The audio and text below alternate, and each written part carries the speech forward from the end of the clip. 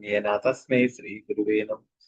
श्रीचैतन्यमनोभीष्टं स्थापितं येन भूतले स्वयं रूपकदा मह्यं ददाति सुपदान्तिकं वन्देऽहं श्रीगुरु श्रीयुतापदकमलं श्रीगुरुं वैष्णवांश श्रीरूपं सकृजातं सगणरघुनाथान्वितं तं सजीवं साद्वैतं सावधूतं परिजनसहितं कृष्णचैतन्यदेवं श्रीराधा कृष्णपादां गणललितां श्रीविशाखान्वितां हे कृष्ण करुणा सिंधु दीनबंधु जगतपति गोपेश गोपिका गाता राधा गाता नमस्ते तप्तकांचन गौरांगी श्रीराधे वृंदावनेश्वरी वृषभानुसुती देवी प्रणमामि हरिप्रिय वाञ्छा कल्पतरुभ्यश्च कृपा सिन्धुभ्येव च पतितानां पावनेभ्यो वैष्णवेभ्यो नमो नमः।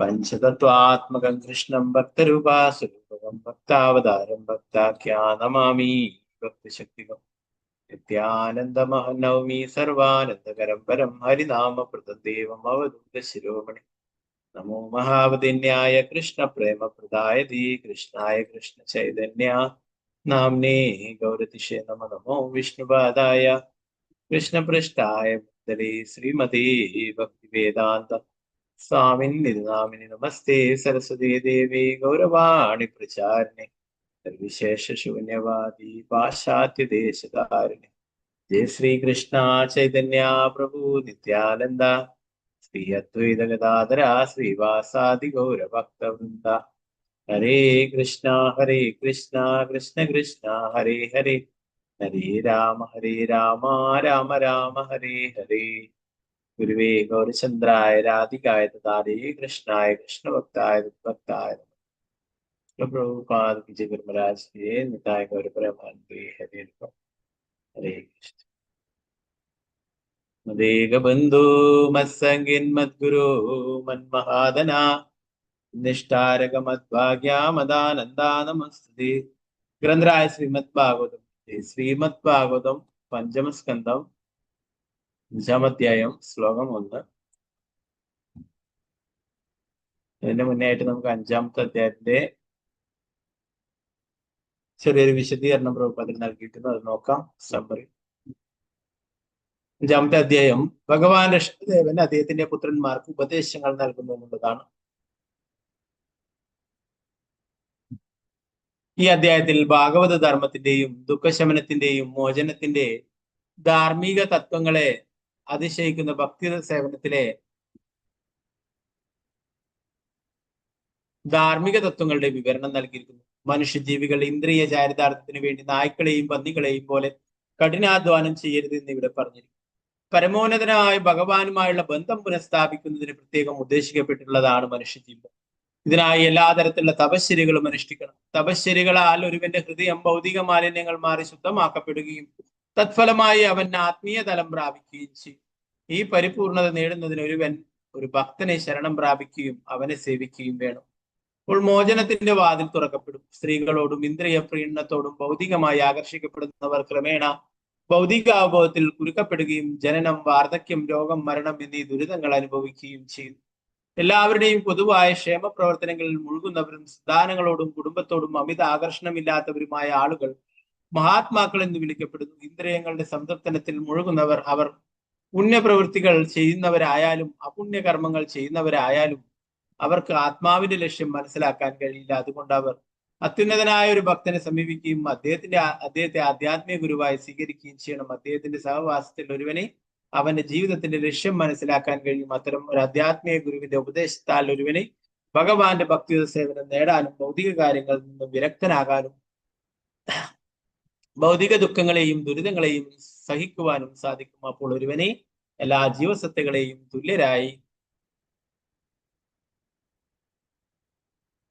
കാണാനും അതീന്ദ്രിയ വിഷയങ്ങളിൽ വളരെ ആകാംക്ഷയുള്ളവനാകാനും കഴിയും. കൃഷ്ണന്റെ സംതൃപ്തിക്ക് വേണ്ടിയുള്ള ഉദ്യമങ്ങളിൽ കൃത്യനിഷ്ഠയോടെ മുഴുകുമ്പോൾ ഒരുവൻ അവന്റെ പത്നിയോടും സന്താനങ്ങളോടും ഗൃഹത്തോടും വിരക്തനായിത്തീരും. അവന് പിന്നീട് സമയം പാഴാക്കുന്നതിൽ താല്പര്യമുണ്ടാവില്ല.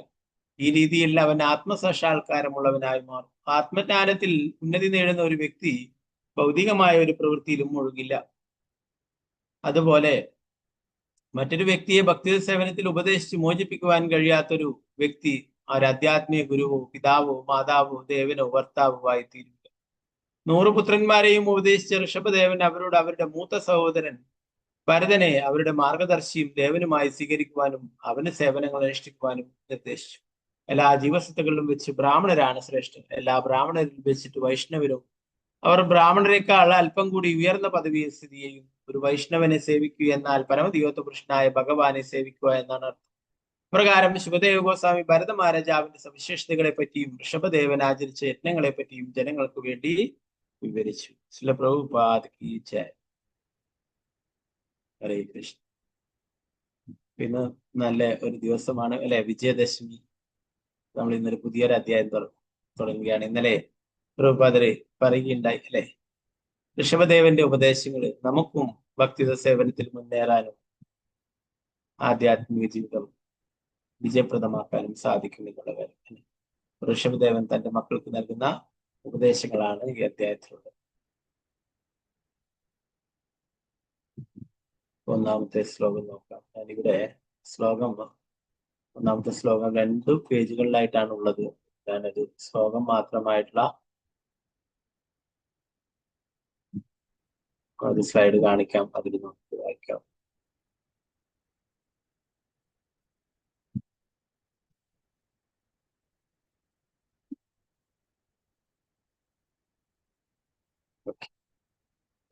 ശ്ലോകം.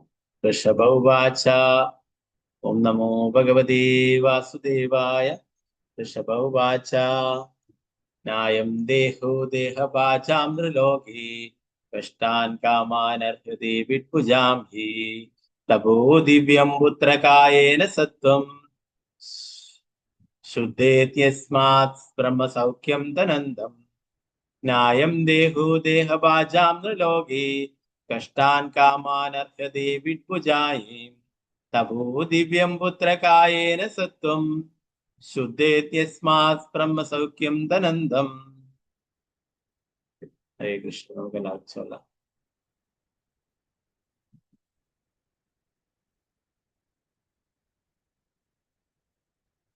ഓം നമോ ഭഗവതേ വാസുദേവായ. ഓം നമോ വാസുദേവായ. ഋഷഭ ഉവാച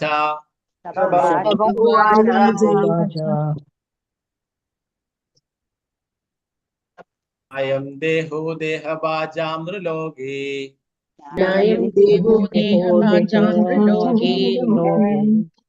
കഷ്ടാൻ കാമാനർഹ്യതേ വിഡ്ഭുജാം ഹി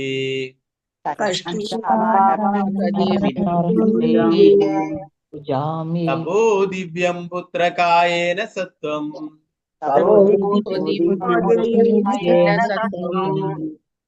ശുദ്ധേത്യസ്മാത് ബ്രഹ്മസൗഖ്യം തനന്തം.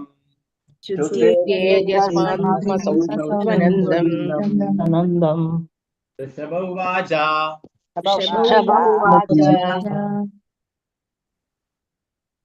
നായം ദേഹോ ദേഹവാചാം നൃലോകേ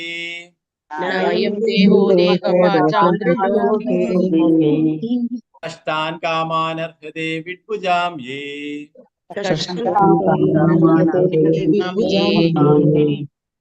തപോ ദിവ്യം പുത്രകായേന സത്വം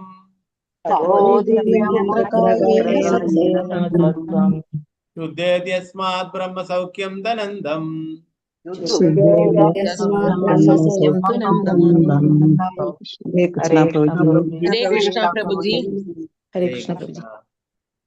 ഓക്കെ, വളരെ പ്രധാനപ്പെട്ട ഒരു ശ്ലോകമാണ്. ഋഷഭദേവൻ ഉപദേശം തുടങ്ങുന്നത് തന്നെ ഈ ശ്രേഷ്ഠമായിട്ടുള്ള മനുഷ്യജന്മം എന്തിനു വേണ്ടിയിട്ടുള്ളതാണെന്ന് പുത്രന്മാർക്ക് പറഞ്ഞു. പുത്രന്മാർക്കിലൂടെ നമുക്ക് എല്ലാവർക്കും നമ്മളെ പോലുള്ള ബദ്ധ ജീവാത്മാക്കൾക്കൊക്കെ പറഞ്ഞു തരുന്നതാണ്. ഒരാളായിട്ട് ചൊല്ലിക്കോളൂ. നമ്മുടെ ബുക്സിൽ 2 പേജുകളിലായിട്ടുള്ളത്, അതുകൊണ്ട് ഞാൻ വേറെ അതിന്റെ ശ്ലോകം മാത്രം ഞാൻ വേറെ എടുത്തിട്ടുള്ളതാണ്. എല്ലാവർക്കും ശരിക്ക് വായിക്കാൻ കാണുന്നു വിചാരിക്കുന്നു. മാലതിശ്യാമദേവി ചൊല്ലിക്കോളൂ. ഹരേ കൃഷ്ണ. ഹരേ കൃഷ്ണ പ്രഭുജി. ഓം നമോ ഭഗവതേ വാസുദേവായ. ഋഷഭ ഉവാച നായം ദേഹോ ദേഹഭാജാം നൃലോകേ കഷ്ടാൻ കാമാനർഹ്യതേ വിഡ്ഭുജാം യേ തപോ ദിവ്യം പുത്രകായേന സത്വം ശുദ്ധേത്സ്മദാത് ബ്രഹ്മസൗഖ്യം त्वनन्दम। हरे कृष्ण प्रभु जी। हरे कृष्ण। मंजू माता जी चलिए माता जी। हरे कृष्ण। वैष्णव प्रभु जी। बोलिए। ओम नमो भगवते वासुदेवाय।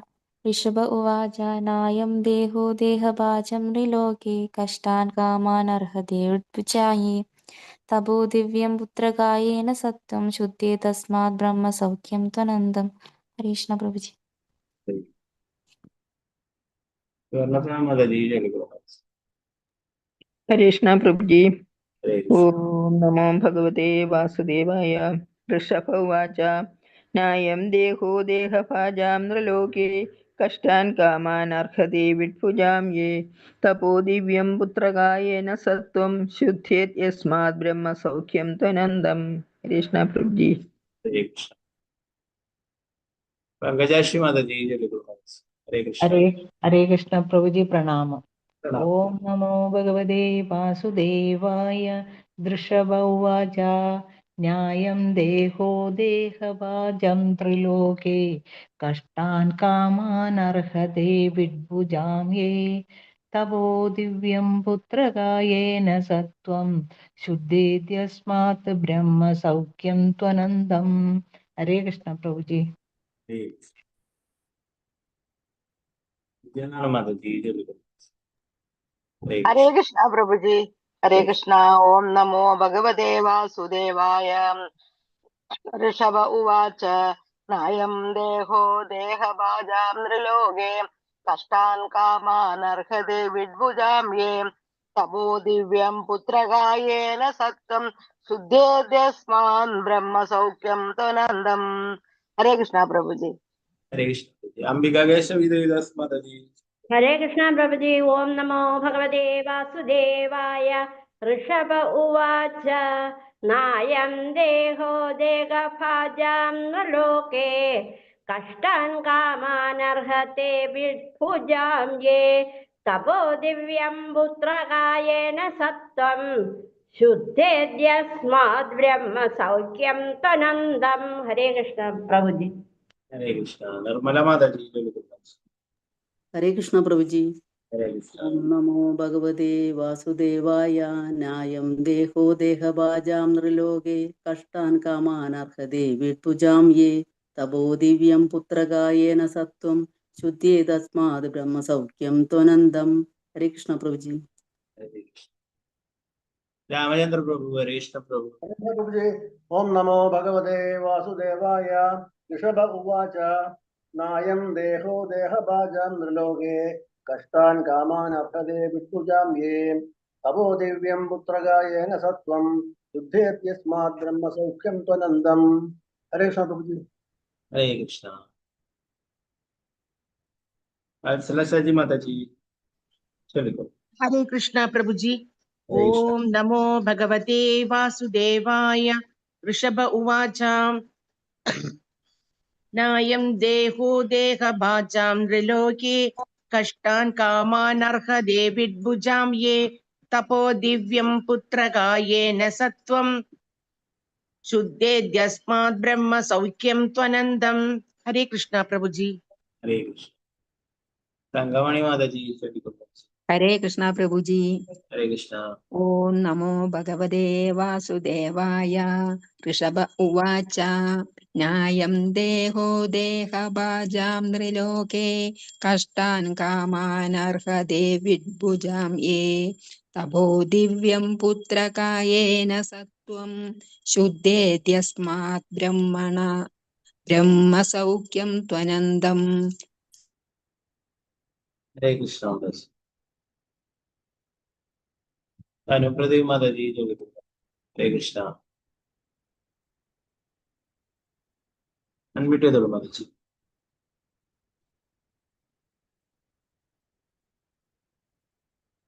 पद्मा कुमारी माता जी चलिए। हरे कृष्णा प्रभु जी। हरे कृष्ण। ओम नमो भगवते वासुदेवाय। न्यायं देहो देहभाजां नृलोके कष्टान् कामान् अर्हते विद्भुजां ये लास्ट तपो दिव्यं पुत्रकायेन सत्त्वं शुद्धे तस्मात् ब्रह्म सौख्यं त्वनन्दम्। हरे कृष्णा प्रभु जी। हरे कृष्ण। രമണി മാതാജി ചൊല്ലിക്കൊള്ളു. ഹരേ കൃഷ്ണ. ഹരേ കൃഷ്ണ പ്രഭുജി. ചൊല്ലിക്കൊള്ളു. ഓം നമോ ഭഗവതേ വാസുദേവായ. ഋഷഭ ഉവാച നായം ദേഹോ ദേഹഭാജാം നൃലോകേ കഷ്ടാൻ കാമനർഹതേ വിഡ്ഭുജാം യേ തപോ ദിവ്യം പുത്രകായേന സത്വം ശുദ്ധേദ്യസ്മാത് ബ്രഹ്മസൗഖ്യം ത്വനന്തം. ഹരേ കൃഷ്ണ. ഹരേ കൃഷ്ണ.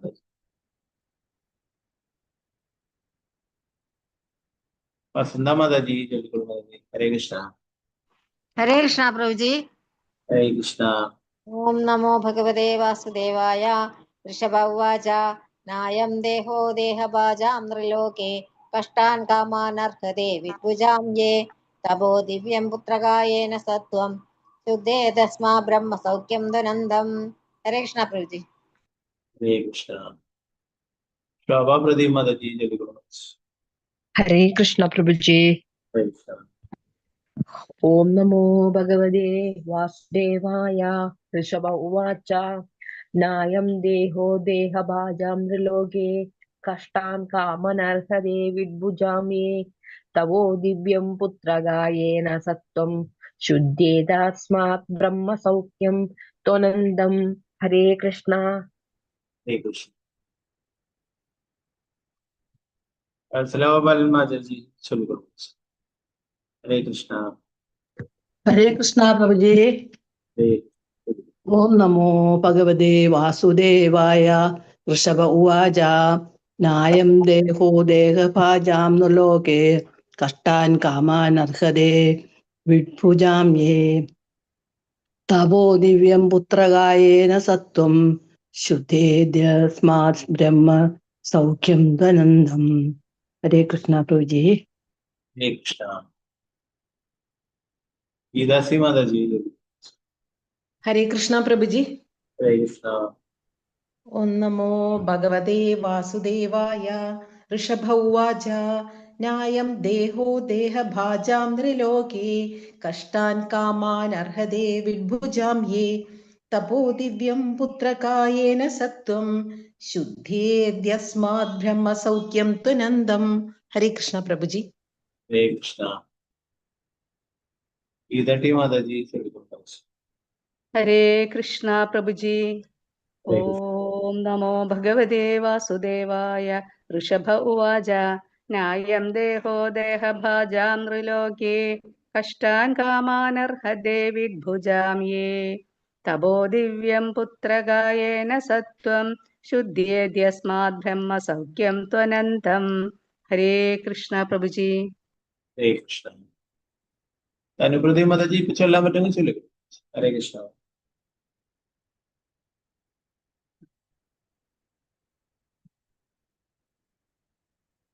ശോഭാ പ്രദീപ് മാതാജി ചൊല്ലിക്കൊള്ളു.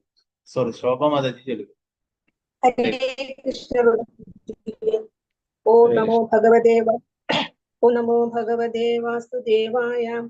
നായം ദേഹോ ദേഹഭാജം ത്രിലോകേ കഷ്ടാൻ കാമാനർഹതേ വിദ്ഭുജാം യേ തപോ ദിവ്യം പുത്രകായേന സത്വം ശുദ്ധേതസ്മാത് ബ്രഹ്മസൗഖ്യം ത്വനന്തം.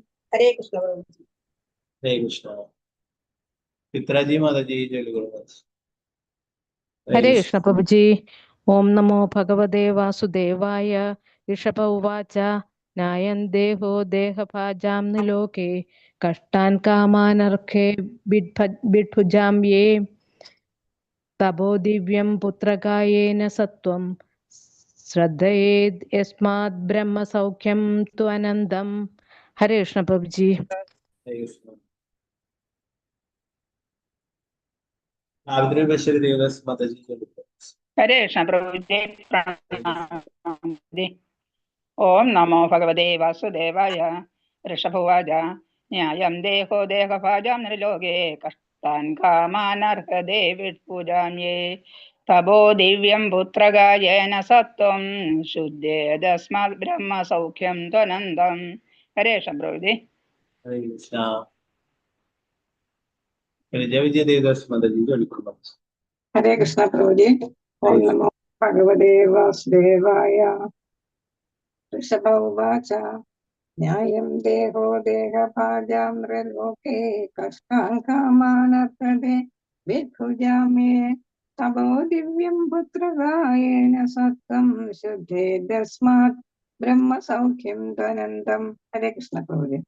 ഹരേ കൃഷ്ണ.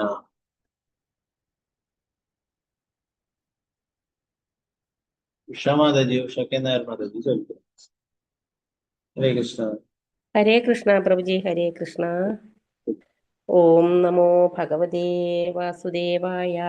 ഋഷഭ ഉവാച ന്യായം ദേഹോ ദേഹപാജാം ലോകേ കഷ്ടാൻ കാമാൻ അർഹതേ വിഡ്ഭുജാം യേ തപോ ദിവ്യം പുത്രകായേന സത്വം സുത്തേത്യസ്മാത് ബ്രഹ്മസൗഖ്യം ദ്വനന്തം.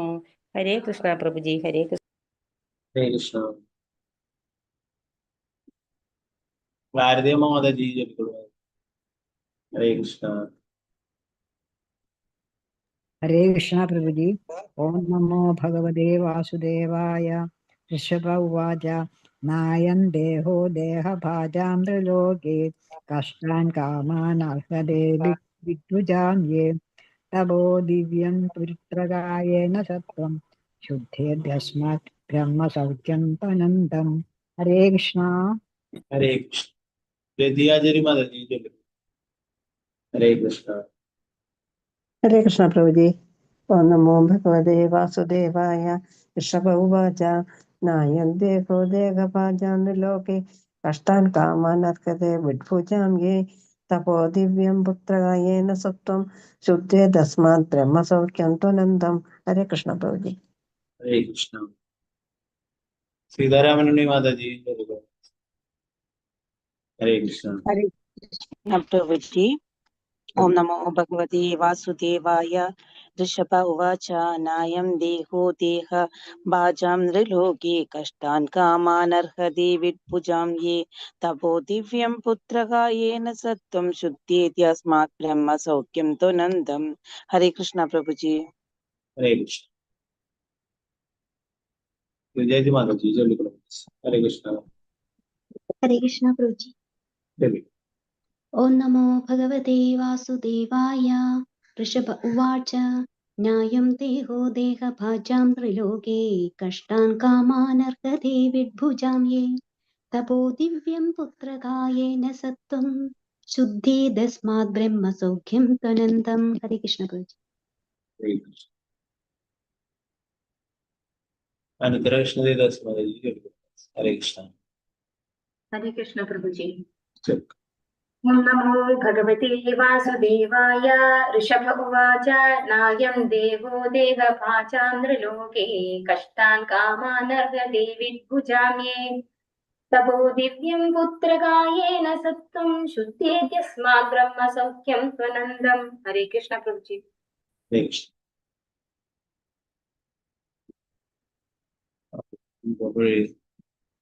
ഇതിന്റെ പദാനുപദ അർത്ഥം വിവർത്തനം ഭാഗത്ത് നോക്കാം.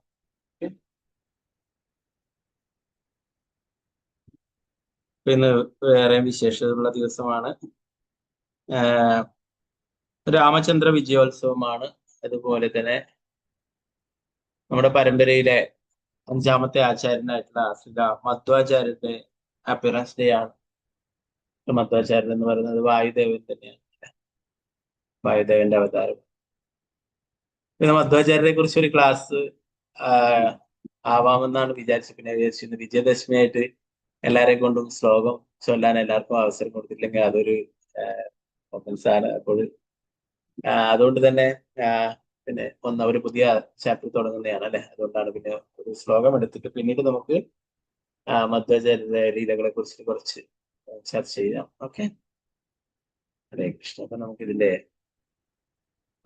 അർത്ഥം നോക്കാം. വളരെ പ്രധാനപ്പെട്ട ഒരു ശ്ലോകമാണ്. മനുഷ്യ ജന്മത്തിന്റെ യഥാർത്ഥ ലക്ഷ്യം എന്താണെന്ന് ഋഷഭദേവൻ പറഞ്ഞു. ഋഷഭ ഉവാച നായം ദേഹോ ദേഹഭാജാം ലോകേ കഷ്ടാൻ കാമാനർഹതേ വിഡ്ഭുജാം യേ തപോ ദിവ്യം പുത്രകായേന സത്വം ശുദ്ധേത്യസ്മാത് ബ്രഹ്മസൗഖ്യം ത്വനന്തം. ഋഷഭ ഉവാച.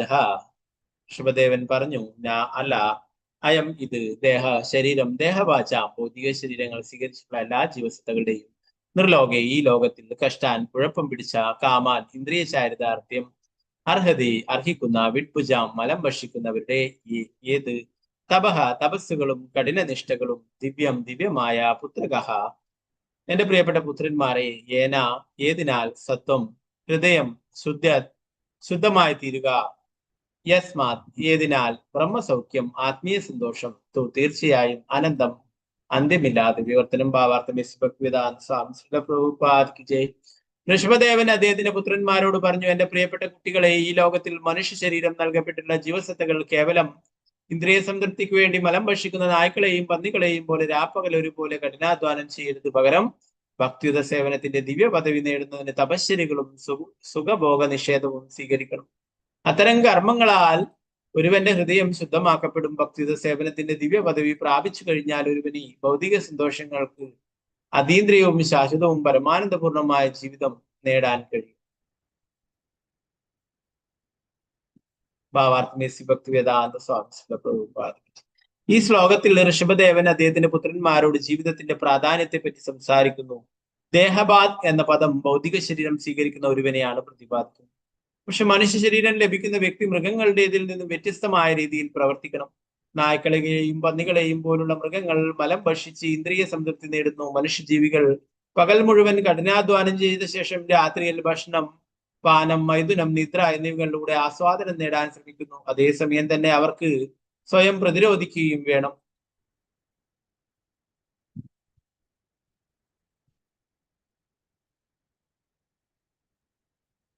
എന്തുതന്നെ ആയാലും ഇത് മനുഷ്യ സംസ്കാരമല്ല. ആത്മീയ ജീവിതത്തിന്റെ പുരോഗതിക്ക് വേണ്ടി ക്ലേശങ്ങൾ സഹിക്കുവാൻ സന്നദ്ധമാകലാണ് മനുഷ്യ ജീവിതം. മൃഗങ്ങളുടെയും ചെടികളുടെയും ജീവിതത്തിലും തീർച്ചയായും ക്ലേശങ്ങളുണ്ട്. അവിടെ കഴിഞ്ഞ കാല ചെയ്തികളുടെ ഫലമാണവ.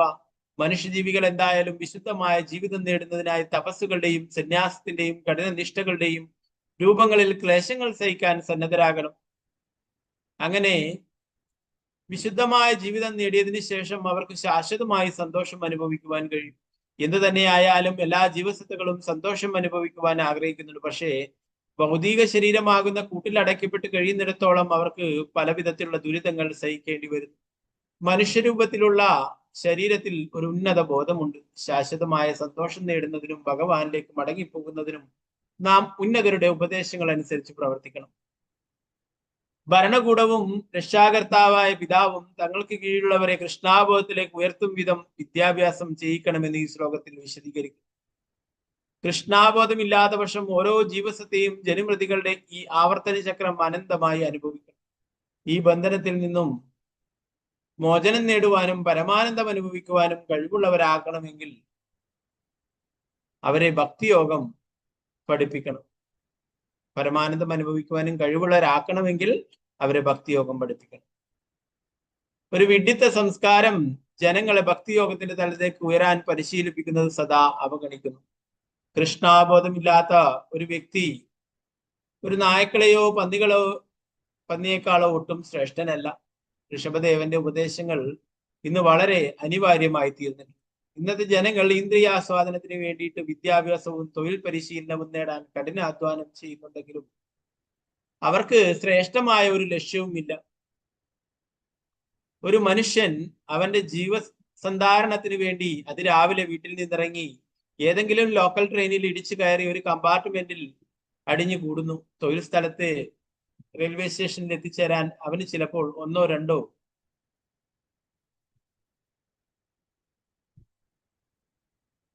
മണിക്കൂർ നിന്ന് യാത്ര ചെയ്യേണ്ടി വരും. സ്റ്റേഷനിൽ നിന്നും ഓഫീസിൽ എത്തിച്ചേരാൻ പിന്നെയും ബസ് പിടിക്കണം. ഓഫീസിൽ 9 മണി മുതൽ 5 മണി വരെ ജോലി ചെയ്യുന്ന അവന് വീട്ടിൽ തിരിച്ചെത്താനും വേണം 2-3 മണിക്കൂർ. വീട്ടിലെത്തിയാൽ ഭക്ഷണത്തിന് ശേഷം അല്പം ലൈംഗികത ആസ്വദിച്ചുറങ്ങുന്നു. ഈ കഠിന ക്ലേശങ്ങളിൽ നിന്നെല്ലാം അവന് ആകെ ലഭിക്കുന്നത് സന്തോഷം. ഈ ക്ലേശങ്ങളിൽ നിന്നെല്ലാം അവന് ആകെ ലഭിക്കുന്ന സന്തോഷം ഈ ചെറിയ ലൈംഗിക സുഖമാണ്. എൻ മൈഥുനാദിഗൃഹമേതി സുഖം ഹി തുച്ഛം. നായയും പന്നിയും പോലും ആസ്വദിക്കുന്ന ഇത്തരത്തിലുള്ള അസ്തിത്വത്തിന് ഉദ്ദേശിക്കപ്പെട്ടിട്ടുള്ളതല്ല മനുഷ്യജീവിതം എന്ന് ഋഷഭദേവൻ വ്യക്തമായി പ്രസ്താവിക്കുന്നു. തീർച്ചയായും നായ്ക്കൾക്കും പന്നികൾക്കും ലൈംഗിക ആസ്വാദനത്തിന് വേണ്ടി കഠിനാധ്വാനം ചെയ്യേണ്ടി വരുന്നില്ല. മനുഷ്യജീവി വ്യത്യസ്ത രീതിയിൽ ജീവിക്കുവാൻ ശ്രമിക്കുകയും നായ്ക്കളെയും പന്നികളെയും അനുകരിക്കാതിരിക്കുകയും ചെയ്യണം. പകരം വേണ്ടത് സന്യാസവും തപശ്ചര്യകളും കഠിനനിഷ്ഠകളുമാണെന്ന് പറഞ്ഞു കഴിഞ്ഞു. തപസ്യയിലൂടെ ഒരുവന് ഭൗതിക ഗുരുക്കളിൽ നിന്നും പുറത്തു കടക്കുവാൻ കഴിയും. ഒരുവൻ കൃഷ്ണാബോധത്തിൽ സ്ഥിതി ചെയ്യുമ്പോൾ അവന്റെ ശാശ്വത സന്തോഷം ഉറപ്പിക്കപ്പെട്ടിരിക്കും. ഭക്തിയോഗം, ഭക്തിയുത സേവനം സ്വീകരിക്കുന്നതിലൂടെ ഒരുവന്റെ അസ്തിത്വം പരിശുദ്ധമാക്കപ്പെടുന്നു. ജീവസത്ത മാറി മാറിയുള്ള ജീവിതങ്ങൾ തോറും സന്തോഷം തേടുന്നു. പക്ഷെ ഭക്തിയോഗം അനുഷ്ഠിക്കുന്നതിലൂടെ അവനെ തന്റെ ജീവിതത്തിലെ എല്ലാ പ്രശ്നങ്ങൾക്കും പരിഹാരം കണ്ടെത്താൻ കഴിയും. അപ്പോൾ അവൻ ഭഗവാനിലേക്ക് മടങ്ങിപ്പോവാൻ വളരെ പെട്ടെന്ന് യോഗ്യനായിത്തീരും. ഭഗവത്ഗീത 4:9 സ്ഥിരീകരിച്ചിട്ടുള്ളതുപോലെ ജന്മകർമ്മജമേ ദിവ്യം യേവം യോ വേത്തി തത്വതഃ തത്വാദേഹം പുനർജന്മനൈതി മാമേതി സോർജുന. ജന്മകർമ്മജമേ ദിവ്യം യേവം യോ വേത്തി തത്വതഃ തത്വാദേഹം പുനർജന്മനൈതി മാമേതി സോർജുന. എന്റെ ആവിർഭാവത്തിന്റെയും പ്രവൃത്തികളുടെയും ഭഗവാന്റെ അവതാരത്തിന്റെയും ലീലകളുടെയും അതീന്ദ്രിയ സ്വഭാവം അറിയുന്നവർ ശരീരം ഉപേക്ഷിച്ചതിന് ശേഷം വീണ്ടും ഈ ഭൗതിക ലോകത്തിൽ ജനിക്കുന്നില്ല. അല്ലയോ അർജുന, അവൻ എന്റെ ശാശ്വത ഭവനത്തിൽ എത്തുന്നു.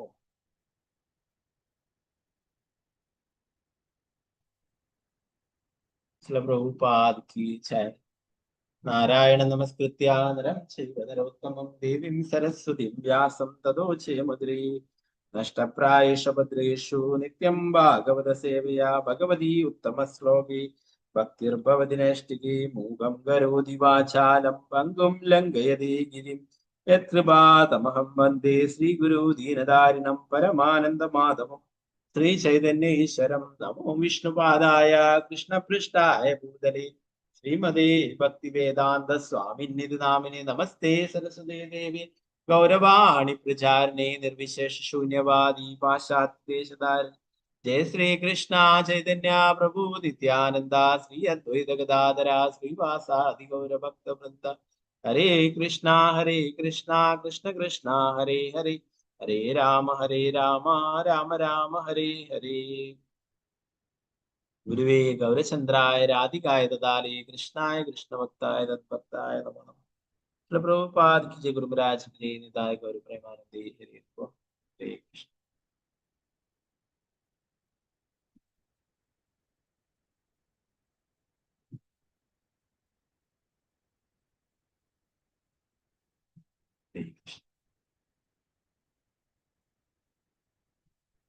നേരത്തെ ഋഷഭദേവന്റെ കുട്ടികളെ കുറിച്ചിട്ടൊക്കെ പറയുകയുണ്ടായി അല്ലെ. 100 പുത്രന്മാരുണ്ടായിരുന്നു എന്ന് പറഞ്ഞു അല്ലെ. അതിലെ ആദ്യത്തെ പുത്രനാണ് ഭരത മഹാരാജാവ് എന്നറിയപ്പെടുന്നത്. അദ്ദേഹത്തിന്റെ പേരിലാണ് ഭാരതവർഷം അറിയപ്പെടുന്നത് എന്ന് പറഞ്ഞു അല്ലെ. അദ്ദേഹം ഭരിച്ചതുകൊണ്ടാണ് ഇവിടെ ഈ ലോകം ഭാരതവർഷം എന്ന പേരിൽ അറിയപ്പെടുന്നത്. പിന്നീട് 9 പേരെ കുറിച്ച് പറഞ്ഞു. അവരും രാജ്യം കാര്യങ്ങളിൽ ഏർപ്പെട്ടിരുന്നു, ക്ഷത്രിയ ചുമതലകൾ നിർവഹിച്ചിരുന്നു എന്ന് പറഞ്ഞു അല്ലെ. പിന്നീട് 9 പേരെ കുറിച്ചും അവർ മഹാഭാഗവതരായിരുന്നു, ഭാഗവത സന്ദേശങ്ങൾ പ്രചരിപ്പിക്കുന്നവരായിരുന്നു എന്ന് പറഞ്ഞു അല്ലെ. പിന്നീട് 81 പേര് അവരും ബ്രാഹ്മണീയമായിട്ടുള്ള എല്ലാ കാര്യങ്ങളും അനുഷ്ഠിച്ചുകൊണ്ട് ഭഗവത് സേവനങ്ങൾ അനുഷ്ഠിച്ചിരുന്നു എന്ന് പറഞ്ഞു. ഋഷഭദേവൻ തൻ്റെ പുത്രന്മാർക്ക് നൽകുന്ന ഉപദേശങ്ങളാണ് അല്ലെ. എന്നാൽ നമുക്കറിയാം ഋഷഭദേവൻ എന്ന് പറയുന്നത് ഭഗവാന്റെ തന്നെ അവതാരമാണ്. അവരുടെ പുത്രന്മാർ, ഭഗവാന്റെ പുത്രന്മാരൊക്കെ നമ്മളെപ്പോലുള്ള സാധാബദ്ധ ജീവാത്മാക്കളാണ് അല്ലെ. എങ്കിലും ഭഗവാൻ അവരിലൂടെ നമുക്ക് ഉപദേശങ്ങൾ നൽകുന്നു അല്ലെ. നമ്മൾ നേരത്തെ ഭഗവത്ഗീതയൊക്കെ പഠിക്കുമ്പോൾ അല്ലെ, ഭഗവത്ഗീത അർജുനന് ഉപദേശിച്ചു കൊടുത്തു. അർജുനൻ നമ്മളെപ്പോലുള്ള ബദ്ധ ജീവാത്മാവല്ല എന്ന് അല്ലെ, ഭഗവാന്റെ നിത്യലയിലുള്ള സഖിയാണ് അല്ലെ. എന്നാൽ ഭഗവാന്റെ യോഗമായ അങ്ങനെ ഒരു സാഹചര്യം സൃഷ്ടിക്കുകയും വിഷാദവാനായി തുടരുകയും ഭഗവത്ഗീത ഉപദേശിക്കും അല്ലെ. അതുപോലെ ഇവിടെ ഋഷഭദേവന്റെ പുത്രന്മാരെല്ലാവരും തന്നെ മഹാത്മാക്കളായിട്ടുള്ള ആൾക്കാരാണ്.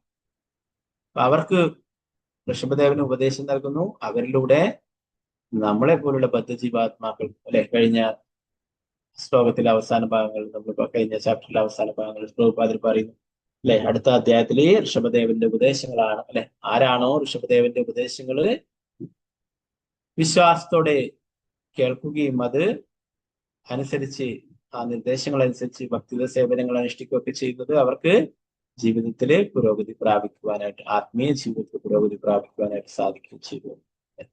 ഇവിടെ ആദ്യം തന്നെ ഋഷഭദേവൻ ഈ മനുഷ്യ ജന്മത്തിന്റെ പ്രാധാന്യത്തെ കുറിച്ച് പറയുന്നു. എന്താ പറയുന്നത്? ഋഷഭദേവൻ അദ്ദേഹത്തിന്റെ പുത്രന്മാരോട് പറഞ്ഞു, എന്റെ പ്രിയപ്പെട്ട കുട്ടികളെ, ഈ ലോകത്തിൽ മനുഷ്യ ശരീരം നൽകപ്പെട്ടുള്ള ജീവസത്തകൾ കേവലം ഇന്ദ്രിയ സംതൃപ്തിക്ക് വേണ്ടി ഫലം ഭക്ഷിക്കുന്ന നായ്ക്കളെയും പന്നികളെയും പോലെ രാപ്പകൽ ഒരുപോലെ കഠിനാധ്വാനം ചെയ്യരുത്. പകരം ഭക്തിയുത സേവനത്തിന്റെ ദിവ്യ പദവി നേടുന്നതിന് തപശ്ചര്യകളും സുഖഭോഗ നിഷേധവും സ്വീകരിക്കണം. പറയുന്നു തപോ ദിവ്യം പുത്രേന. എന്തിനാണ്? തപശ്ചര്യകൾ അനുഷ്ഠിക്കുവാനായിട്ടുള്ളതാണ്. ഇപ്പൊ തപശ്ചര്യകൾ എന്ന് പറയുന്നത് പെട്ടെന്ന് ആളുകൾ കേൾക്കുമ്പോൾ തപസ് ചെയ്യാൻ കാട്ടിൽ പോകണമെന്നല്ല. തപശ്ചര്യകൾ എന്ന് പറയുന്നത് എന്താണ്?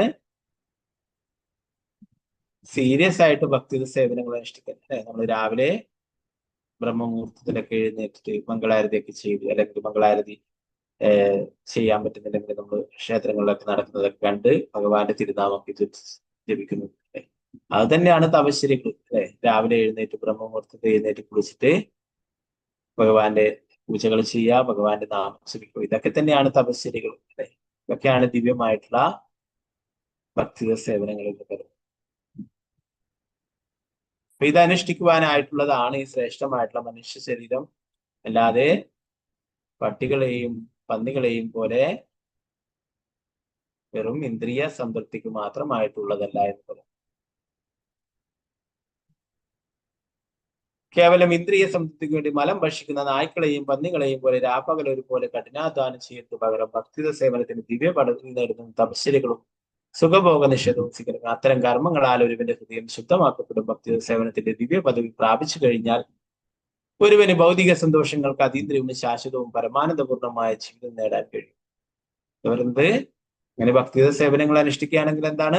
ഈ ഭൗതിക സന്തോഷങ്ങൾക്കൊക്കെ ഉപരിയായിട്ടുള്ള അതീന്ദ്രിയവും ശാശ്വതവും പരമാനന്ദപൂർണമായിട്ടുള്ള ജീവിതം ലഭിക്കുമെന്ന്.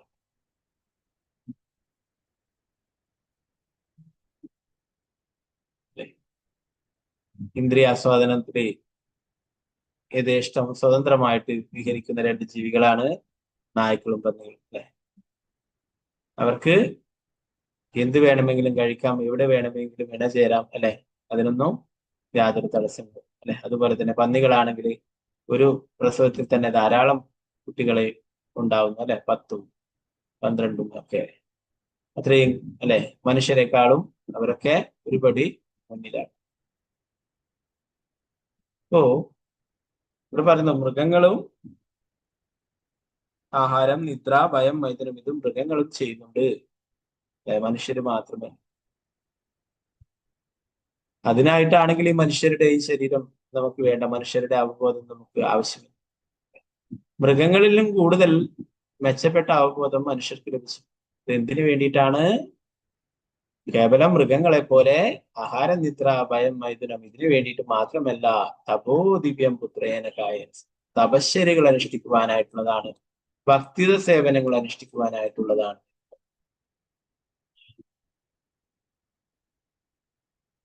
ഈ ശ്ലോകത്തിൽ ഋഷഭദേവൻ അദ്ദേഹത്തിന്റെ പുത്രന്മാരോട് ജീവിതത്തിന്റെ പ്രാധാന്യത്തെ പറ്റി സംസാരിക്കുന്നു. ദേഹഭാഗത്ത് എന്ന പദം ഭൗതിക ശരീരം സ്വീകരിക്കുന്ന ഒരുവനെയാണ് പൊതുവത്. പക്ഷെ മനുഷ്യ ശരീരം ലഭിക്കുന്ന വ്യക്തി മൃഗങ്ങളുടെ നിന്ന് വ്യത്യസ്തമായ രീതിയിൽ പ്രവർത്തിക്കുന്ന നായ്ക്കളെയും പന്നികളെയും പോലുള്ള മൃഗങ്ങൾ മലം ഭക്ഷിച്ച് ഇന്ദ്രിയ സംതൃപ്തി നേടുന്ന മനുഷ്യജീവികൾ പകൽ മുഴുവൻ കഠിനാധ്വാനം ചെയ്ത ശേഷം രാത്രിയിൽ ഭക്ഷണം, പാനം, മൈഥുനം, നിദ്ര എന്നിവകളിലൂടെ ആസ്വാദനം നേടാൻ ശ്രമിക്കുന്നു. അതേസമയം തന്നെ അവർക്ക് സ്വയം പ്രതിരോധിക്കുകയും വേണമെന്ന്. അതാണ് മൃഗങ്ങള് മനുഷ്യരെ പോലെ കഠിനാധ്വാനം ചെയ്യാതെ തന്നെ അവര് യഥേഷ്ടം അവർക്ക് ഇഷ്ടം പോലെ ഭക്ഷിക്കുകയും ഇഷ്ടം പോലെ ഇണചേരുകയും ഇതൊക്കെ ചെയ്യാനായിട്ട് സാധിക്കും. എന്നാൽ മനുഷ്യരെന്താ ചെയ്യുന്നത്? രാപ്പകൽ ഒരുപോലെ കഠിനാധ്വാനം ചെയ്യുന്നു. അവസാനം രാത്രിയില് ചെറിയൊരു ഇന്ദ്രിയ സംതൃപ്തിയും ഇതൊക്കെ ആകുമ്പോൾ അവരതില് സന്തോഷിക്കുന്നു. എന്നാൽ ഇതിനു വേണ്ടിയിട്ട് മാത്രമായിട്ടുള്ളതല്ല മനുഷ്യജന്മം എന്ന് പറയും. ആത്മീയ ജീവിതത്തിന്റെ പുരോഗതിക്ക് വേണ്ടി ക്ലേശങ്ങൾ സഹിക്കാൻ സന്നദ്ധമാകലാണ് മനുഷ്യ ജീവിതം. പലരും പറയും ആത്മീയ കാര്യങ്ങളോ അതൊക്കെ ഭക്തി സേവനങ്ങൾ അനുഷ്ഠിക്കൊക്കെ വളരെ പ്രയാസം പിടിച്ചതാണ്. പ്രഭുപാദർ പറയുന്നു, ആത്മീയമായിട്ടുള്ള കാര്യങ്ങൾ പ്രയാസം പിടിച്ചതാണ്. എന്നാൽ ഭൗതികമായിട്ടുള്ള ജീവിതം എന്ന് പറയുന്നത് അതിലും കഠിനമായിട്ടുള്ള വിഷമങ്ങൾ പിടിച്ചിട്ടുള്ളതാണ്. എന്താ പറയുന്നത്, ആത്മീയ പുരോഗതിക്ക് വേണ്ടിയിട്ട് ചെറിയ ചെറിയ ക്ലേശങ്ങളൊക്കെ സഹിക്കാൻ സന്നദ്ധരാകലാണ് മനുഷ്യ ജീവിതം എന്ന് പറയുന്നത്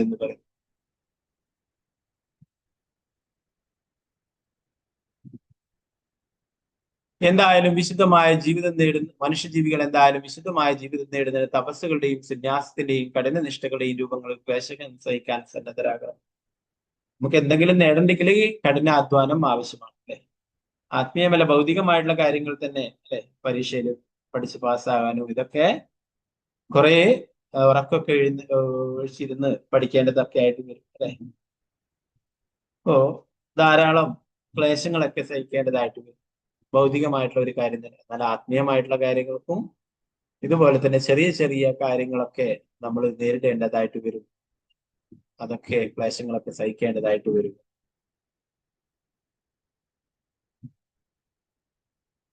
അങ്ങനെ വിശുദ്ധമായ ജീവിതം നേടിയതിനു ശേഷം അവർക്ക് ശാശ്വതമായ സന്തോഷം അനുഭവിക്കാൻ തന്നെയാവും കഴിയും. എന്ത് തന്നെയായാലും എല്ലാ ദിവസത്തോളം സന്തോഷം അനുഭവിക്കുവാൻ ആഗ്രഹിക്കുന്നു. പക്ഷെ ഭൗതിക ശരീരമാവുന്ന കൂട്ടിലടക്കപ്പെട്ട് കഴിയുന്നിടത്തോളം അവർക്ക് പലതരത്തിലുള്ള ദുരിതങ്ങളും സഹിക്കേണ്ടി വരും. മനുഷ്യരൂപത്തിലെ ശരീരത്തിൽ ഒരു ഉന്നത അവബോധമുണ്ട്. ശാശ്വതമായ സന്തോഷം നേടുന്നതിനും ഭഗവാനിലേക്ക് മടങ്ങിപ്പോകുന്നതിനും നാം ഉന്നതരുടെ ഉപദേശങ്ങളനുസരിച്ച് പ്രവർത്തിക്കും. അതിൽ പറയുന്നു, മനുഷ്യർക്ക് മൃഗങ്ങളെക്കാളും ഉയർന്ന അവബോധമുണ്ട്. അതുകൊണ്ട് അവര് ഒരു ഗുരുവിനെ സ്വീകരിക്കുകയും ആ ഗുരുവിൽ നിന്നും ഉപദേശങ്ങൾ അനുസരിച്ച് ഭക്തിയുത സേവനങ്ങൾ അനുഷ്ഠിക്കുകയും വേണം.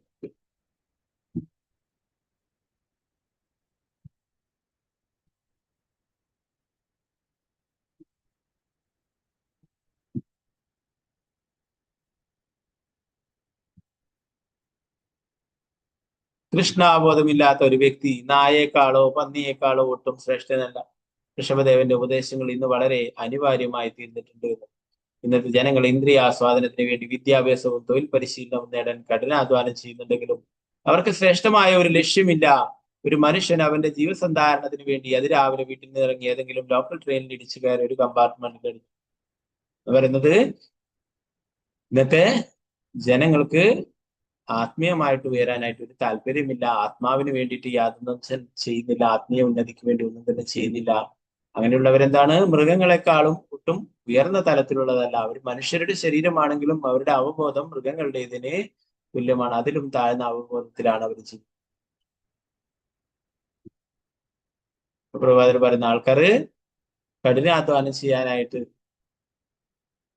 ദിവസവും രാവിലെ ലോക്കൽ ട്രെയിനിലൊക്കെ ഇടിച്ചു കയറിയിട്ട് ജോലി സ്ഥലത്തേക്ക് പോകുന്നു. 2-3 മണിക്കൂറൊക്കെ ട്രെയിനിലൊക്കെ ഇരുന്നിട്ട് പിന്നീട് അവിടെ എത്തി ട്രെയിൻ ഇറങ്ങിയിട്ട് വീണ്ടും ഓഫീസിലേക്ക് കുറെ ദൂരം ഓട്ടോനോ ടാക്സിയിലൊക്കെ പോകുന്നു, അല്ലെ ബസ്സിലോ അങ്ങനെയൊക്കെ പോകുന്നു എന്ന് പറയുന്നു. പിന്നീട് 8 മണിക്കൂറൊക്കെ ജോലി ചെയ്തിട്ട് വീണ്ടും തിരിച്ച് ഇതുപോലെ തന്നെ 1-2-3 മണിക്കൂർ ട്രെയിനിലൊക്കെ യാത്ര ചെയ്ത് വീട്ടിലെത്തുന്നു എന്ന് പറയും. അപ്പോഴ് അതൊക്കെ കഴിയുമ്പോഴേക്ക് രാത്രിയായിരുന്നു, അല്ലെ? പിന്നീട് അല്പം ഭക്ഷണം കഴിച്ചിട്ട് അല്പം ലൈംഗികത ആസ്വദിച്ചിട്ട് ഉറങ്ങുന്നു. ഇതാണ് യഥാർത്ഥത്തില് ജീവിതം എന്ന് പറയുന്നത്. അതല്ല യഥാർത്ഥ ജീവിതം എന്ന് പറയുന്നത്.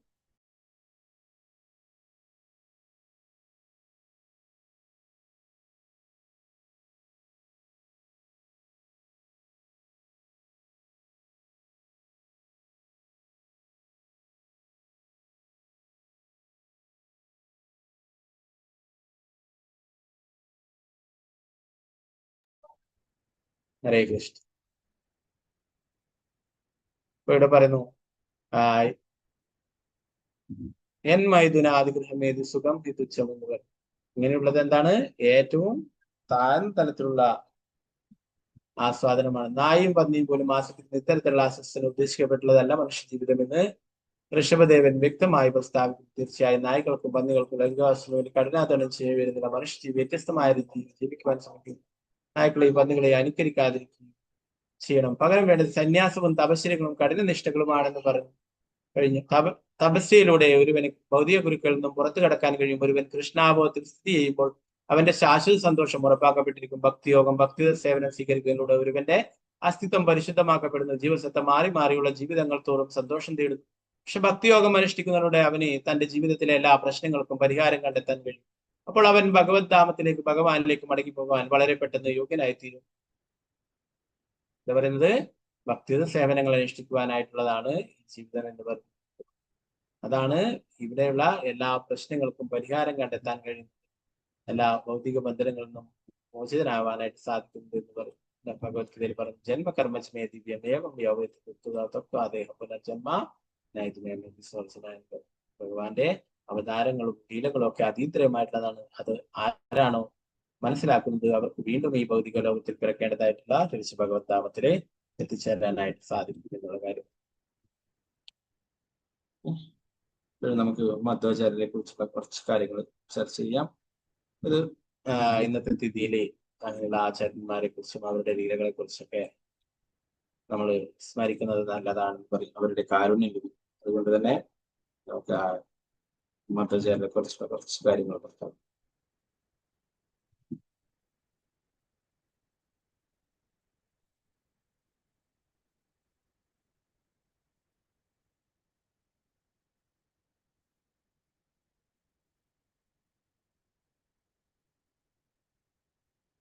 മധ്വാചാര്യർ എന്ന് പറയുന്നത് വായുദേവന്റെ തന്നെ അവതാരമാണെന്ന് പറയുന്നു.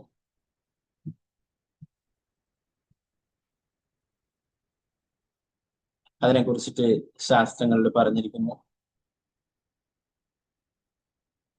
പ്രഥമോ ഹനുമാൻ നാമം ദ്വിതീയോ ഭീമ ഏവ ച തൃതീയോ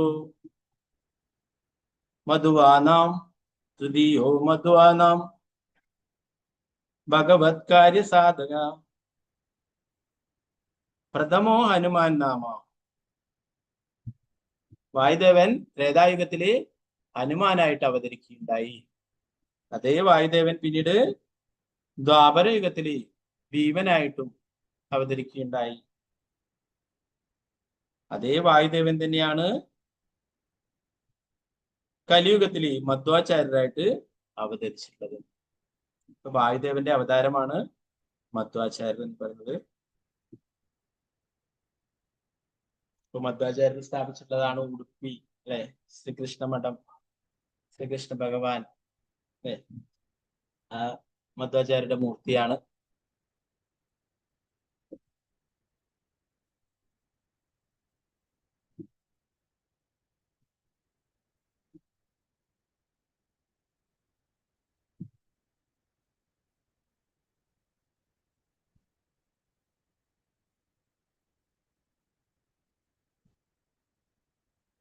മധ്വാചാര്യരുടെ കുട്ടിയിലുള്ള പേര് വാസുദേവ് എന്നായിരുന്നു. അദ്ദേഹം ധാരാളം അതീന്ദ്രിയമായിട്ടുള്ള ലീലകൾ ചെയ്തിട്ടുണ്ട്. ചെറിയ കുട്ടിയായിരിക്കുമ്പോൾ തന്നെ ധാരാളം അത്ഭുതപരമായിട്ടുള്ള കാര്യങ്ങൾ കാണിച്ചിട്ടുണ്ടായിരുന്നു. നാരായണ ഭട്ടിയുടെയും വേദവതിയുടെയും മകനായിട്ട് ഉടുപ്പിയിലെ പാചക എന്നുള്ള സ്ഥലത്ത് ആണ് മധ്വാചാര്യർ അവതരിച്ചിട്ടുണ്ടായിരുന്നത്. അപ്പൊ അദ്ദേഹത്തിന്റെ കുട്ടിക്കാലത്തെ പേര് വാസുദേവ എന്നായിരുന്നു. അപ്പൊ ചെറിയ കുട്ടിയായിരിക്കുമ്പോൾ തന്നെ അത്ഭുതകരമായിട്ടുള്ള ലീലകൾ ചെയ്തിട്ടുണ്ടായിരുന്നു. ചെറിയ കുട്ടിയായിരിക്കുമ്പോൾ അവിടെ ഒരു വലിയ വിഷപ്പാമ്പ് അവിടെ പത്തി വിടർത്തി ആക്രമിക്കുവാനായിട്ട് വരികയുണ്ടായി. അപ്പൊ ആ ചെറിയ കുട്ടിയായിരിക്കുന്ന വാസുദേവ ആ പാമ്പിന്റെ ശിരസിൽ ചവിട്ടി അവിടെ പിടിക്കുകയുണ്ടായെന്ന് പറയും. അതിന്റെ ആ ഒരു കല്ലില് അതില് പതിയുകയും ആ രൂപം ആ കല്ലിൽ പതിയുകയുണ്ടായിരുന്നു. ഇപ്പോഴും അവിടെ പോയാൽ അവിടെ ഒരു കല്ലില്, ഒരു ശിലയില് ആ പാമ്പിനെ ചവിട്ടിയിട്ട് ഉള്ള അതിന്റെ പണം, അതിന്റെ പത്തിയുടെ ആ ഒരു രൂപം അവിടെ കൊത്തിവെച്ചതുപോലെ ഇപ്പോഴും അവിടെ കാണാനായിട്ട് സാധിക്കും. പിന്നീട് മധ്വാചാര്യരുടെ പിതാവ് അത്ര വലിയ ധനികനൊന്നും ആയിരുന്നില്ല. ധാരാളം ആൾക്കാരിൽ നിന്നും പണമൊക്കെ കടം വാങ്ങിയിരുന്നു. പല കാര്യങ്ങൾക്കുമായിട്ട്, പശുവിനൊക്കെ വളർത്താനും അതിനെ സംരക്ഷിക്കുവാനും ഒക്കെ ആയിട്ട് ഒരു വ്യക്തിയിൽ നിന്നും പണം കടമായിട്ട് വാങ്ങിയിട്ടുണ്ടായിരുന്നു. അപ്പൊ അത് കുറച്ചായിട്ട് അങ്ങനെ കൊടുത്തിരുന്നു. അവസാനം അദ്ദേഹം പെട്ടെന്ന് പണം കിട്ടണം എന്ന് പറഞ്ഞിട്ട് ഒരു ദിവസം വീട്ടിൽ വന്നിട്ട് ദേഷ്യത്തോടെ സംസാരിക്കുകയും നിങ്ങൾ എനിക്ക് പണം ഇപ്പോഴും വേണം, ഇല്ലെങ്കിൽ നിങ്ങൾ ഈ വീട് എനിക്ക് തരണം എന്ന് പറഞ്ഞിട്ട് വാശി പിടിക്കുന്നുണ്ടാവും. ഇപ്പോൾ ചെറിയ കുട്ടിയായിരിക്കുന്ന 6 വയസ്സായിരിക്കുന്ന മധ്വാചാര്യർ അച്ഛനും അമ്മയൊക്കെ കരയാനായിട്ട് തുടങ്ങി. ഇപ്പോൾ മധ്വാചാര്യർ ആ കുട്ടി വാസുദേവ എന്താണ് കാര്യം എന്ന് അന്വേഷിക്കും. അപ്പൊ പറഞ്ഞു, ഇദ്ദേഹത്തിന്റെ കയ്യിൽ നിന്നും കുറച്ച് പണം കടമായിട്ട് വാങ്ങിയിട്ടുണ്ട്, അത് കൊടുത്തില്ലെങ്കിൽ ഈ വീടൊക്കെ അദ്ദേഹം ജപ്തി ചെയ്യും, അദ്ദേഹം ഇതൊക്കെ കൈവശപ്പെടുത്തുമെന്നാണ് പറയുന്നത്, ഞങ്ങളോട് ഒഴിഞ്ഞു പോകാനായിട്ടാണ് പറയുന്നത്. ഇത്രയേ ഉള്ളൂ കാര്യം എന്ന് പറഞ്ഞിട്ട് വാസുദേവ മധ്വാചാര്യ, ആ കുട്ടിയായിരിക്കുന്ന മധ്വാചാര്യ വീടിന്റെ പുറകുവശത്തേക്ക് ഓടിപ്പോയിട്ട് അവിടെയുള്ള പുളിമരത്തിൽ നിന്നും വീണിട്ടുള്ള പുളിങ്കുരുകൾ എടുത്തിട്ട് കൊണ്ടുവരികയുണ്ടായി. പഴയ കാലങ്ങളിലൊക്കെ, ഇന്ന് മൊബൈലൊക്കെ ഉള്ളത് കൊണ്ട് എല്ലാ കുട്ടികളും പ്രസവിച്ച് കുറച്ച് 6 മാസം ആകുമ്പോൾ തന്നെ കുട്ടികൾ മൊബൈലൊക്കെ കളിക്കും അല്ലെ. അപ്പൊ പഴയ കാലങ്ങളിൽ അങ്ങനെയല്ല, പലതരത്തിലുള്ള ഇങ്ങനെയുള്ള വസ്തുക്കളൊക്കെ എടുത്തിട്ടാണ് കുട്ടികളൊക്കെ കളിക്കുക അല്ലെ. പുളിങ്കുരുവും മറ്റുള്ള പല വസ്തുക്കളൊക്കെ എടുത്തിട്ടാണ് അവർ കളിക്കുക. പുളിയുടെ ചപ്പ്, പുളിയുടെ കുരു. അപ്പോ കുട്ടികളൊക്കെ കളിക്കുന്നതാണ് പുളിങ്കുരു അല്ലെ. അപ്പൊ ആ പുളിങ്കുരു എടുത്തുകൊണ്ട് വന്നിട്ട് കയ്യിൽ കുറച്ച് പുളിങ്കുരു വാരിക്കൊണ്ട് വന്നിട്ട് കുട്ടിയായിരിക്കുന്ന മധ്വാചാര്യർ ആ പണം കടം കൊടുത്തിട്ടുള്ള അയാളുടെ അടുത്ത് കൊണ്ടുപോയിട്ട് കൊടുക്കുകയുണ്ട്. അയാളോട് കൈ നീട്ടു എന്ന് പറഞ്ഞിട്ട് അയാളുടെ കയ്യിൽ വെച്ച് കൊടുത്തു. ഓ അദ്ദേഹം പറഞ്ഞു, എന്താ അച്ഛനോട് ചോദിച്ചു എന്താണ് പ്രശ്നം എന്ന് പറഞ്ഞപ്പോ അച്ഛൻ ഇത് പറഞ്ഞപ്പോൾ ഞാനിപ്പം അത് ക്ലിയർ ആക്കാം, ഞാൻ ആ കടം വീട്ടാ എന്ന് പറഞ്ഞിട്ടാണ് കുട്ടി വീടിന്റെ പുറകിൽ പോയിട്ട് പുളിങ്കുരു വാരിയിട്ട് അദ്ദേഹത്തിന്റെ കയ്യിൽ കൊടുക്കുകയുണ്ടായി. അദ്ദേഹം സീരിയസ് ആയിട്ട് നോക്കിയിട്ടുണ്ട്, എന്താണിത്, കുട്ടിക്കളിയോ, ഞാൻ ഇവിടെ പണം കടഞ്ഞോടിക്കാൻ വന്നിട്ട് പുളിവിന്റെ കുരു എടുത്തിട്ട് എന്നെ കബളിപ്പിക്കുന്ന എന്താണ് എന്നുള്ള ഭാവത്തിൽ നോക്കിയിട്ടുണ്ടായി. കുട്ടി പറഞ്ഞു, നിങ്ങളിത് കയ്യിൽ വെച്ചിട്ട് അവിടെ മുറുകെ പിടിക്കൂ, 1 മിനിറ്റ് അവിടെ പിടിച്ചു നിൽക്കൂ എന്ന് പറയും. അത് പ്രകാരം അദ്ദേഹം അവിടെ ആ പുളിങ്കുരു കയ്യിൽ പിടിക്കുകയും അല്പസമയത്തിന് ശേഷം കയ്യിൽ നിറയെ സ്വർണ്ണ നാണയമായിട്ട് അത് മാറുകയും. അപ്പൊ അദ്ദേഹത്തിനോട് ചോദിച്ചു, പോരെ, ഇത്രയും പണം പോരെ, ഇത്രയും സ്വർണ്ണ നാണയങ്ങൾ പോരെ എന്റെ പിതാവ് മേടിച്ച കടം തീരാനായിട്ട് എന്ന് ചോദിച്ചു. അപ്പൊ അദ്ദേഹം ആ മതി എന്ന് പറഞ്ഞിട്ട് സമ്മതിച്ചിട്ട് അവിടെ നിന്ന് പോയിട്ടുണ്ടായിരുന്നു. അപ്പൊ ഇപ്പോഴും അവിടെ പാചകയിൽ പോയി കഴിഞ്ഞാൽ ചില വഴിപാടുകളൊക്കെ കഴിച്ചു കഴിഞ്ഞാൽ അവര് ആ പ്രസാദത്തിന്റെ കൂടെ പുളിങ്കുരുവും ഒരു പുളിങ്കുരു ഇട്ടിട്ടാണ് തരും. ഇപ്പോഴും അത് ആ ഒരു അന്നത്തെ ഒരു ലീലയെ അനുസ്മരിക്കുന്ന രീതിയിൽ ഇപ്പോഴും അവിടെ പ്രസാദത്തിന്റെ കൂടെ എന്താ കൽക്കണ്ടിയും അതൊക്കെ പ്രസാദമായിട്ട് ലഭിക്കുമ്പോൾ അതിന്റെ പാക്കറ്റിലെ ഒരു പുളിങ്കുരുവും അതിന്റെ കൂടെ ഒരു പുളിങ്കുരുവും തരും. അതാണ് അത് അന്നത്തെ ആ ലീലയെ അനുസ്മരിക്കുവാനായിട്ട്. അതെന്താണ് അത് മധ്വാചാര്യര് അന്ന് നടത്തിയിട്ടുള്ള ആ ലീലകളെ ഇപ്പോഴും അവർ സ്മരിക്കും. ഇപ്പോഴും ആ വീടിന്റെ പുറകുവശത്തായിട്ട് അവിടെ ആ പുളിമരം ഇപ്പോഴും അവിടെയുണ്ട്. അങ്ങനെ ഒരു ലീല ചെയ്യുകയുണ്ടായി. പിന്നീട് അദ്ദേഹം പാഠശാലയിൽ പഠിക്കുന്ന സമയത്ത് പഠിക്കുന്നതിനോടൊപ്പം തന്നെ ധാരാളം കളികളിലും ഏർപ്പെട്ടിരുന്നു. അപ്പോ അദ്ദേഹത്തെ വഴക്ക് പറയുമായിരുന്നു അവിടെയുള്ള ടീച്ചർമാരൊക്കെ, എന്താണ് പഠിക്കാതെ കളിച്ചു നടക്കുന്നു എന്നൊക്കെ പറഞ്ഞിട്ട് വഴക്ക് പറയും. പഠിച്ച കാര്യങ്ങളൊക്കെ ഇപ്പോഴും പറഞ്ഞു കേൾപ്പിക്കണം എന്ന് പറയും. ഇപ്പോഴും മധ്വാചാര്യരെല്ലാം കൃത്യമായിട്ട് ആ കുട്ടി എല്ലാം കൃത്യമായിട്ട് പറഞ്ഞിരുന്നു. ഇനി അടുത്ത് ഭാവിയിൽ എടുക്കാനുള്ള ഭാഗങ്ങൾ പോലും അവർക്ക് പറഞ്ഞു കൊടുക്കിയിട്ടായി. ഉടനെ അവർ പറഞ്ഞു, നീ എല്ലാം അറിയുന്നവനാണ്, ഇനി നീ ഇവിടേക്ക് വരേണ്ട ആവശ്യമില്ല എന്ന് പറയുന്നുണ്ട്. ഇനി പഠിക്കാനായിട്ട് ഇങ്ങനെ ഗുരുകുലത്തിലേക്ക് വരേണ്ട, ഞങ്ങൾ പഠിച്ചതിനേക്കാളും വിദ്യ നിനക്കറിയാമെന്ന് പറയും.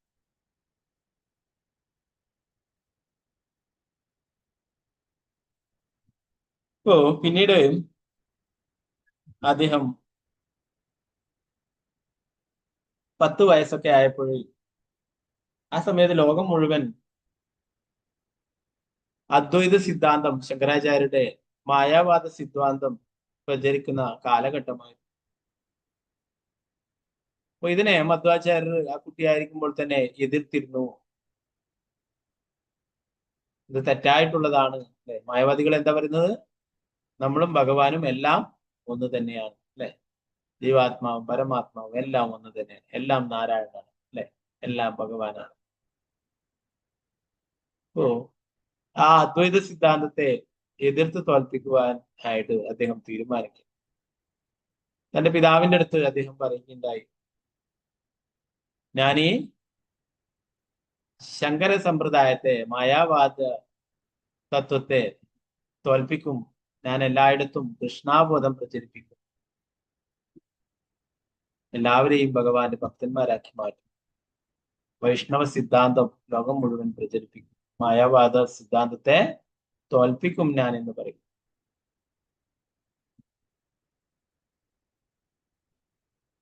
അപ്പൊ അദ്ദേഹം ചെറിയ കുട്ടിയായിട്ടുള്ള 10 വയസ്സായിട്ടുള്ള പ്രായം, അല്ലെ? അപ്പൊ അദ്ദേഹത്തിന്റെ പിതാവ് ഒരു അദ്ദേഹത്തിന്റെ മധ്വാചാര്യന്റെ കുട്ടിയായിരിക്കുന്ന മധ്വാചാര്യന്റെ കയ്യിൽ ഒരു ഉണക്ക് കമ്പുണ്ടായിരുന്നു, ഉണക്ക് വടി. അപ്പോ കുട്ടികളൊക്കെ വടിയൊക്കെ എടുത്തിട്ട് കളിക്കും, അല്ലെ? അപ്പൊ അങ്ങനെ ഒരു ഉണക്ക് കമ്പെടുത്തിട്ട് കയ്യിൽ പിടിച്ചുകൊണ്ടായിരുന്നത്. അപ്പോഴേ അദ്ദേഹത്തിന്റെ പിതാവ് പറഞ്ഞു, നിന്റെ കയ്യിലുള്ള ഈ ഉണക്ക കമ്പ് ഒരു മരമായിട്ട് മാറുമെങ്കിൽ നീ പറയുന്നതൊക്കെ നടക്കുന്ന കാര്യമാണ്. ഒരിക്കലും ഒരു ഉണക്ക മരം, അല്ലെ, ഉണക്ക കമ്പ് ഒരിക്കലും നട്ടാൻ മുളക്കില്ല. അതിന് വേരുണ്ടാവണം, അല്ലെങ്കിൽ എന്തെങ്കിലും ഒരു പച്ചപ്പ് തെഴുപ്പുണ്ടാവണം, അല്ലെ? ഇതൊന്നും ഇല്ലാത്ത ഉണങ്ങിയ വിറകെന്തിനെ കത്തിക്കാനേ, ഉണക്ക് കമ്പ് എന്തിനെ കൊള്ളുള്ളൂ? അത് അടുപ്പിൽ വെച്ച് കത്തിക്കാൻ മാത്രമേ ഉള്ളൂ, അല്ലെ? അതൊരിക്കലും മരമായിട്ട് മാറില്ല. അപ്പൊ എന്താണ് പിതാവ് ഉദ്ദേശിച്ചു? നീ നിന്റെ ആഗ്രഹങ്ങൾ ഒരിക്കലും നടക്കാൻ പോകുന്നില്ല. മധ്വാചാര്യൻ ചോദിച്ചു, എന്താണ് അച്ഛൻ പറഞ്ഞത്? ഈ ഉണക്ക കമ്പ് മരമായി മാറിയാല് എനിക്ക് മായാവാദത്തെ തോൽപ്പിക്കാൻ പറ്റുമെന്നാണ്. തീർച്ചയായിട്ടും അതാണ്. ഉടനെ മധ്വാചാര്യർ ആ ഉണക്ക കമ്പ് 3 കഷ്ണങ്ങളാക്കിയിട്ട് അവിടെ മണ്ണിൽ കുത്തിവെക്കുകയുണ്ടായിരുന്നു. മണ്ണിൽ കുത്തിവെച്ച് ഉടനെ തന്നെ അത് വളർന്ന് വരികയും വലിയ മരമായിട്ട് മാറുകയും ചെയ്തു. ഇതൊക്കെ കെട്ടുകഥകളല്ല. ഇപ്പോഴും അവിടെ മധ്വാചാര്യരുടെ പാചക എന്നുള്ള സ്ഥലത്ത് പോയി കഴിഞ്ഞാൽ മധ്വാചാര്യരുടെ അവിടുന്ന് പുറകുവശത്തായിട്ട് വലിയൊരു തറ കെട്ടിയിട്ട് ആ മരത്തിനെ സംരക്ഷിച്ചിരിക്കും. അപ്പൊ അത് വളർന്ന് പന്തലിച്ചിട്ട് അവിടെ ആ തറയൊക്കെ പൊട്ടിയിട്ട് പുറത്തേക്ക് വരികയുണ്ടായി അതിന്റെ വേരുകളൊക്കെ. അപ്പൊ അത്രയും വലിയ മരമായിട്ട് മാറുകയുണ്ടായി. ഇപ്പോഴും അത് വളർന്നുകൊണ്ടേയിരിക്കും അതിന്റെ ശാഖകൾ. അത് എപ്പോഴും വർഷാവർഷം അവരൊക്കെ മുറിച്ചു മാറ്റുന്നത് അത്രയും കൂടുതൽ വളരുന്നു. അപ്പൊ എന്താ സംഭവിച്ച? ആ ഉണക്ക് കമ്പ് മരമാക്കി മാറ്റുകയുണ്ടായി. അപ്പൊ അപ്പോഴും പിതാവിനെ ബോധ്യമായി, ഇവൻ തീർച്ചയായിട്ടും മായാവാദത്തെ തോൽപ്പിക്കുന്നു. ഇപ്പോ മധ്വാചാര്യര് അന്ന് നടത്തിയിട്ടുള്ള ആ പ്രഖ്യാപനമാണ്, പ്രവചനമാണ്, ലോകം മുഴുവൻ കൃഷ്ണാബോധം പ്രചരിപ്പിക്കും, അല്ലെ? വൈഷ്ണവ സിദ്ധാന്തം, വൈഷ്ണവ തത്വങ്ങള് ലോകം മുഴുവൻ പ്രചരിപ്പിക്കും, മായാവാദത്തെ തോൽപ്പിക്കും. നമ്മുടെ ഇസ്കോണിന്റെ ഫൗണ്ടർ ആചാര്യ ഡേസി ഭക്തിവേദാന്ത സ്വാമി പ്രഭുപാദരും അത് തന്നെയാണ് ചെയ്തിട്ടുള്ളത്, അല്ലെ? ലോകം മുഴുവൻ സഞ്ചരിച്ച് മായാവാദികളെയും ശൂന്യവാദികളെയൊക്കെ തിരുത്തുകയും അവരെയൊക്കെ കൃഷ്ണഭക്തന്മാരാക്കുകയും ചെയ്യും. മായാവാദത്തെയൊക്കെ തോൽപ്പിക്കുകയും കൃഷ്ണാബോധം അവർക്കൊക്കെ നൽകുകയൊക്കെ ചെയ്യും.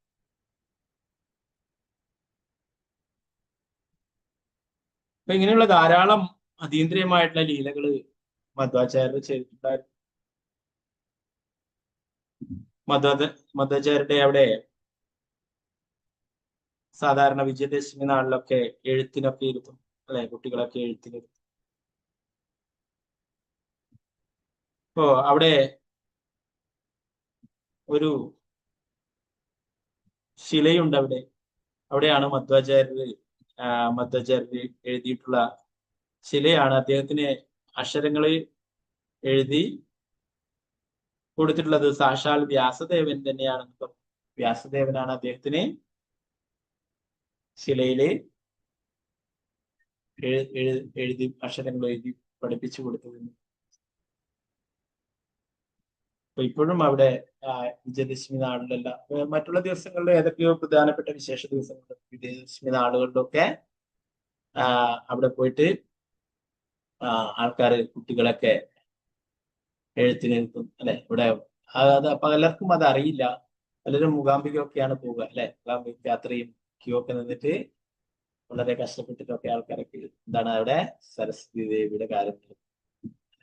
ഇവിടെ സാക്ഷാൽ ഭഗവാൻ തന്നെയായിട്ടുള്ള വ്യാസദേവൻ നേരിട്ട് വന്നിട്ട് അദ്ദേഹത്തിന് വിദ്യ പറഞ്ഞു കൊടുത്തു എന്നാണ് പറയുന്നത്.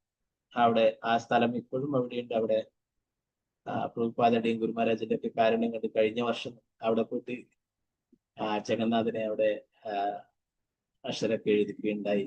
അവിടെ അപ്പൊ അവിടെ അനുഗ്രഹമൊക്കെ ലഭിക്കുകയുണ്ടായി. അപ്പോ ഇപ്പോഴും അവിടെ അങ്ങനെയുള്ള കാര്യങ്ങളൊക്കെ എന്താണ് പറയുന്നത്, ആ സ്ഥലത്ത് ആ ശിലയില് സാക്ഷാൽ വ്യാസദേവൻ വന്നിട്ട് മധ്വാചാര്യർക്ക് വിദ്യ പറഞ്ഞു കൊടുത്തു എന്ന് പറഞ്ഞ ആദ്യ അക്ഷരങ്ങൾ പറഞ്ഞു. അപ്പോ അതുപോലെ തന്നെ മധ്വാചാര്യര് ബദ്രീനാഥിൽ പോകും. അവിടെ വെച്ചിട്ട് വ്യാസദേവനെ നേരിട്ട് കാണുകയും ചെയ്യുകയുണ്ടായി. പിന്നീട് കൂടുതൽ കാര്യങ്ങളൊക്കെ വ്യാസദേവനിൽ നിന്നും അദ്ദേഹം പഠിക്കുകയുണ്ടായി. വ്യാസദേവൻ ചിരഞ്ജീവിയായിട്ടുള്ള ആളാണ് അല്ലെ, ഭഗവാന്റെ തന്നെ അവതാരമാണ്. ഇപ്പോഴും വ്യാസദേവൻ അവിടെയുണ്ട്. അപ്പോ ആ വ്യാസദേവനെ നേരിട്ട് കണ്ടിട്ടുണ്ട് മധ്വാചാര്യൻ. വ്യാസദേവനിൽ നിന്ന് നേരിട്ട് ജ്ഞാനം നേടിയിട്ടുണ്ട്, ഭഗവാനെ കുറിച്ചുള്ള കാര്യങ്ങളൊക്കെ മനസ്സിലാക്കി.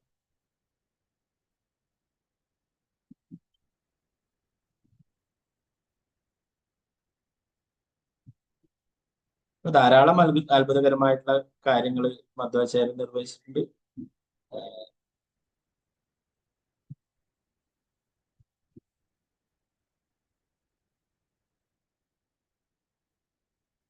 ഒരിക്കൽ അദ്ദേഹത്തിന്റെ ശിഷ്യൻ ബദ്രീനാഥിനെ അവിടെ സഞ്ചരിച്ചു കൊണ്ടേയിരിക്കുമ്പോൾ ഒരു സ്ഥലത്ത് നിന്നും ആ ഒരു അപകടകരമായിട്ടുള്ള ഒരു സ്ഥലത്ത് എത്തിച്ചേരുകയുണ്ടായെന്ന് പറയും. സത്യതീർത്ഥൻ എന്നുള്ള ഒരു ശിഷ്യൻ അദ്ദേഹം ആ ഒരു പർവ്വതങ്ങൾക്കിടയിലൊക്കെയുള്ള വളരെ കഠിനമായിട്ടുള്ള വഴിയിലൂടെ ബുദ്ധിമുട്ടിയിട്ട് പോകുമ്പോഴേ അദ്ദേഹത്തെ തന്റെ കൈ വീശിയിട്ട് അദ്ദേഹത്തെ എടുത്തു കൊണ്ടുവരികയും താഴെ ബദ്രീനാഥിനെ അവിടെ എത്തിക്കുകയും ചെയ്യുകയുണ്ടായിരുന്നത്. അതുപോലെ അദ്ദേഹത്തിന്റെ രാത്രിയിലൊക്കെ വെളിച്ചമില്ലാത്ത സമയത്ത് പോലും അദ്ദേഹത്തിന്റെ കാലിന്റെ വിരലുകളിൽ നിന്നും പ്രകാശം ഉണ്ടാവുകയും ആ പ്രകാശത്തില് ശിഷ്യന്മാരൊക്കെ പഠിക്കുകയൊക്കെ ചെയ്തിട്ടുണ്ട്, എഴുതുകയും പഠിക്കുകയൊക്കെ ചെയ്യുകയുണ്ടായിരുന്നു.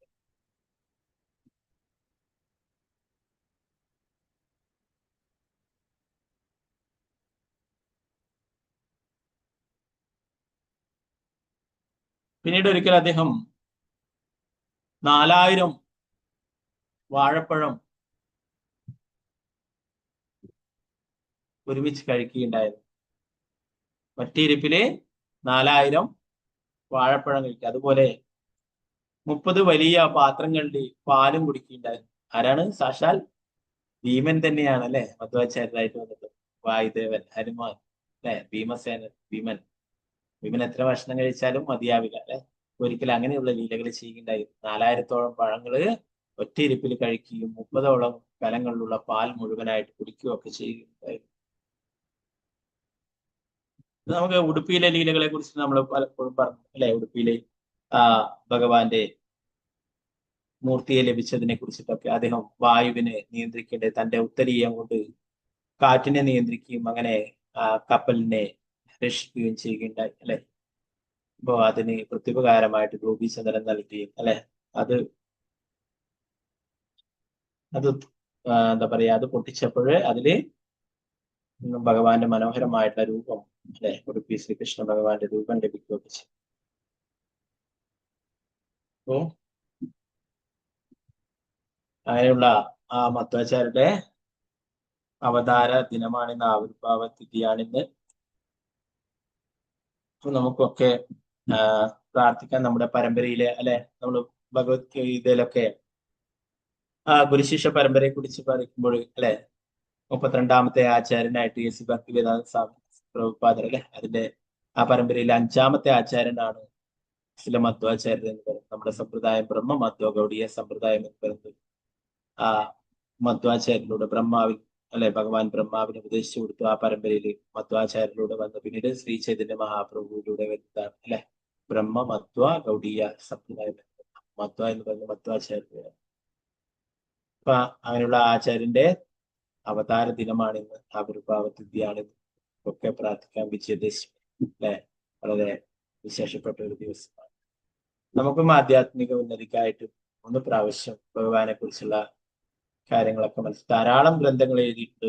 മധ്വാചാര്യൻ 35ഓളം ഗ്രന്ഥങ്ങൾ എഴുതിയിട്ടുണ്ട്. ശ്രീല പ്രഭുപാദർ തന്നെ പലപ്പോഴും പല സ്ഥലങ്ങളിലും മധ്വാചാര്യർ പറഞ്ഞിട്ടുള്ളതാണെന്ന് പറഞ്ഞിട്ട് പലപ്പോഴും പല ശ്ലോകങ്ങളും ഒക്കെ നമുക്ക് പറഞ്ഞു തരാറുണ്ട് ശ്രീല പ്രഭുപാദർ. അപ്പൊ നമുക്ക് നമ്മുടെ എല്ലാവരുടെയും ആധ്യാത്മിക ഉന്നതിക്ക് വേണ്ടിയിട്ട് 3 പ്രാവശ്യം ഹരേ കൃഷ്ണ മഹാമന്ത്രം ജപിച്ച് മധ്വാചാര്യോട് പ്രാർത്ഥിക്കാൻ നമുക്ക്. ഹരേ കൃഷ്ണ കൃഷ്ണ കൃഷ്ണ ഹരേ ഹരേ കൃഷ്ണ ഹരേ ഹരേ ഹരേ ഹരേ രാമ രാമ രാമ ഹരേ ഹരേ ഹരേ കൃഷ്ണ ഹരേ കൃഷ്ണ ഹരേ ഹരേ ഹരേ രാമ രാമ രാമ ഹരേ ഹരേ ഹരേ കൃഷ്ണ ഹരേ കൃഷ്ണ കൃഷ്ണ ഹരേ ഹരേ ഹരേ കൃഷ്ണ രാമ രാമ രാമ ഹരേ ഹരേ. ഹരേ കൃഷ്ണ പ്രഭുജി. ഹരേ കൃഷ്ണ. ഹരേ കൃഷ്ണ പ്രഭു. ഹരേ കൃഷ്ണ പ്രഭുജി. നാളെയാണ് ഏകാദശി.